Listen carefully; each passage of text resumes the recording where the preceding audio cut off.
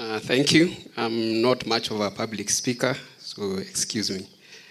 CS, my friend and classmate, Mbadi, all protocols observed. I just like to add a bit on what Dr. Juliet said. But my name is James Mugwe. I'm a business person. I'm a consultant in business management. And I also head the sector in education, training, and partnerships at the Chamber of Commerce in Kiambu. So just a few points, Mr. CS, is you realize that all of us are business people. I think even the students see it as much. Whether you are a CS, a principal, and all, what we've observed in the chamber is that everybody requires business training, everyone. And our proposal from the chamber is that we include business training and financial literacy in all post-secondary school education courses, all of them. So if it could be worth your while, CS, please consider that. The other item is we realize also that there are so many projects that go on in this country. NGOs, departments, ministries sourcing funds from international bodies. So when we walk around ourselves as leaders, you're always finding projects. There's a project of this, a project of Danida, there's a project of WHO. I don't know how, but all of us are the Wanjiku that are receiving this training. I can assure you most of these business people here can tell you, oftentimes they're always called for business management training, financial literacy, digitization, report making, same things. I don't know how this can be worth, because you realize that individuals probably, one individual receives maybe 100,000 even worth of training in 1 year. The same amount again the following year. It's not helping our society at all. So if there can be a way that nationally these projects can be put together in such a way that when we receive this funding or receive this training, this knowledge, it comes in a centralized manner so that we can all gain and progress. Because we seem to be mark timing, even as business people. The other item is, we realize is a bit of lack of goodwill in actualizing projects within, especially government institutions. You realize in many institutions, or even government-funded or foreign-funded projects, like the road we are talking about. So we always know this is coming, this is coming, this is coming. Oftentimes you find that money has been allocated, so that means the money is seated somewhere. But you wonder, why isn't it moving? Why isn't it helping the business people? Why isn't it helping the population, the students, the potential recipient? So if there can be a way that this can be fast-tracked, such that projects that are known, they are funded and they are supported, they can be actualized. The other item I'd like to observe is there's a discussion around whether businesses themselves, when they get licensed, they be in a group, they be like in the Chamber of Commerce. One of the challenges we have in business representation is business people not being members of groups.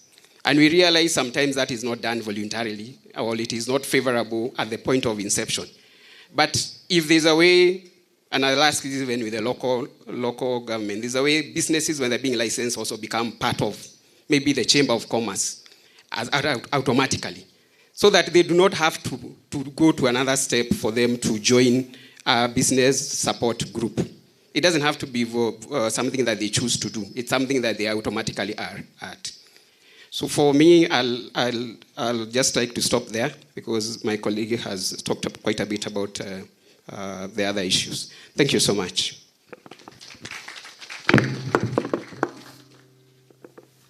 Thank you, Mr. James. Finally, let me welcome the representative of persons with disability. That is Joseph Kuyangugi. Tumpigie makofi akija.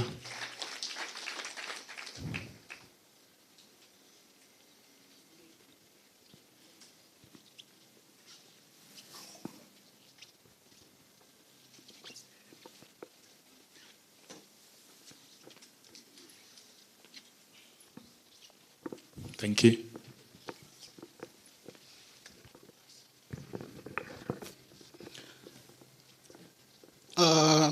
Waziri Mbadi, thank you so much for this opportunity. All protocols observed. My name is Joseph Kuyangugi, person with disability, physical disability. Professionally, I'm a trained pianist. And I think your Honorable Mbadi, we've met somewhere when I'm playing. And I'll tell you when we finish this. Yes, I'm a professional pianist.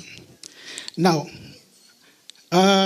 in as much as I'm a professional pianist, I'm as well a disability rights advocate and a facilitator. And for that, if you have listened to all the voices that have spoken here, only one speaker addressed the issues of persons with disability. And he only mentioned that while he was mentioning there, the other groups, the women, the youth, and now she mentioned the persons with disability, Dr. Juliet. Thank you for that. Now, and for that, maybe I would like to advocate right now. When you are speaking for your group, kindly remember there is a person with disability within that. If it's a youth, there is a person with disability somewhere. If there is a woman, there is a person with disability somewhere.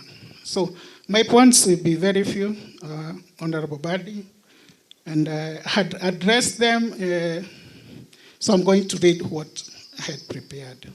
So on disability budget issue in terms of 2025-2026, we'd like to have a disability budget tagging.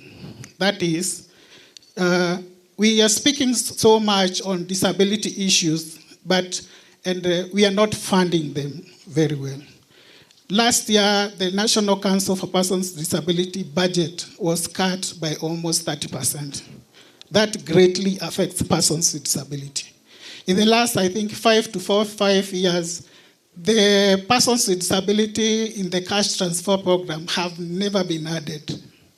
Yet they are still there, they have never been captured. Some have been captured, but they have never been, they have never come to, made to be in that program.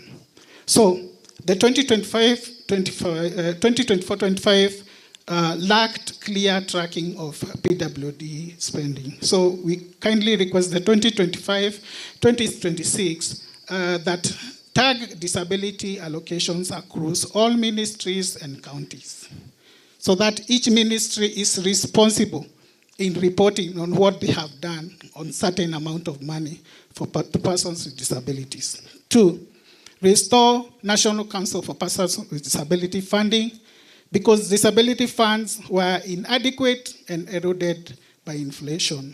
So 2025-2026, we request for a ring fence and restore the National Council for Persons with Disabilities and Assistive Devices budgets. Number 3, clear pending bills to persons with disabilities.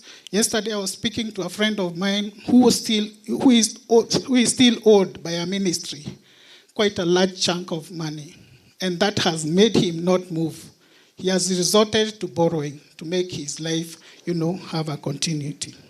So persons with disabilities were hit hardest by unpaid bills. So for this particular year, kindly classify pending bills as domestic debt and fast track that for persons with disability payments. Number 4, on AGPO, move from access to capacity. Move from access to capacity. Registration without financing has failed persons with disabilities. We are just registering, and there is no financial backup to that. 2025, we request that create AGPO Working Capital Fund. I know there are so many funds, but there is no single one, other than the one that is addressed by the National Council for Persons with Disability, that a person with disability can go there and say, kindly facilitate me for this. And so create a working capital fund and enforce the payments. On number 5, accessible public infrastructure. We still have issues of there are so many buildings that are coming up, but they are not accessible to persons with disabilities. Still, commercial buildings are coming up by private individuals. They are still not addressing the issue of accessibility. As I said earlier, I'm a disability rights advocate. And kindly, hata mimi ukiniweka mahali kwa ministry, I'll be able to advise on issues of that, to be able to press on some of these things that are hardly, making very hard for persons with disability to ensure that they have accessibility to some of these buildings. So for those many projects, they are ignoring the universal designs. So on this, on the public, on our suggestion on this is that no payment for public works without accessibility compliance. Number 6, on persons with disability employment in public service, 5% target still not met due to no budget excuses. 2025-2026, kindly the central budget for reasonable accommodation and assistive technology. On mental health and psychosocial disability, 2025 focused on 2024-2025 focused more on hospitals only. Kindly on 2025-2026, let's fund community mental health and substance abuse prevention. Number 8, digital and information accessibility. And on my last 2, government platforms exclude many persons with disabilities. Budget for accessible e-citizen, iTax, IFMIS, and easy-to-read content. County disability conditional grant. Counties lack predictable disability funding. So introduce kindly audited conditional grants for persons with disability inclusion. Persons with disabilities in privatization and PPEs, I think there is that exclusion. So persons with disability excluded from asset reforms. So kindly, in this budget, kindly we require disability impact assessments and PWD representation. My last 2, disability cash transfer are irregular, as I said earlier. And for my last one, Mbadi, tax compliance issues have been a thorn in the flesh for many. And I would like to say this for myself. I'm not a professional CPA person, but I owed KRA I owe KRA quite an amount of money. And when I addressed this with the commissioners, they said, because I'm unable to pay that debt. And I know this is a problem with so many persons with disability, because if you when a person with disability or any other person makes 10 steps forward, that person with disability cannot make those 10 steps forward. He has to have made like 2 to be able to reach the other person, if you are getting what I'm trying to say. Other people are able to move faster than we are able to move faster. So on this, we have not been able to, like for myself, let me give an example. Due to this debt, it has made me not to be able to work because I lacked a tax compliance for the last 2.5 years, making it very difficult to do any kind of business. I believe tax compliance should not be a punishment. It should be something that can be able to allow anyone to be able to work. So let's not punish those who owe KRA. Let's instead make them be able to pay the debt slowly so that they are able to work. So for that, thank you so much. Pigie Bwana Joseph.